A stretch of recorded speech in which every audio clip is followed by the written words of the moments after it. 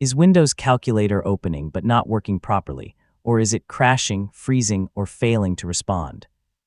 These problems are usually caused by temporary software glitches, corrupted app files, or outdated Windows components.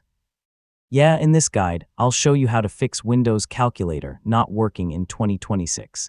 Begin by restarting your computer. This clears temporary system errors and often resolves minor issues affecting Windows Calculator. Open Settings, go to Apps, then Installed Apps or Apps and Features, find Calculator, select Advanced Options and click Repair.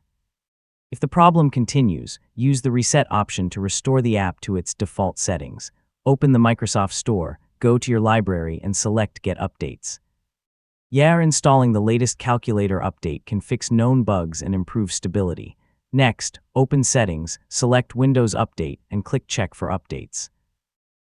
Keeping Windows up to date ensures Calculator works correctly with the latest system improvements.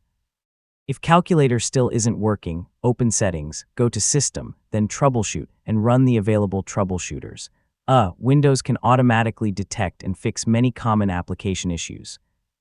If none of the previous solutions work, uninstall Windows Calculator and reinstall it from the Microsoft Store. A fresh installation replaces damaged files and often resolves persistent issues. And that's how to fix Windows Calculator not working in 2026.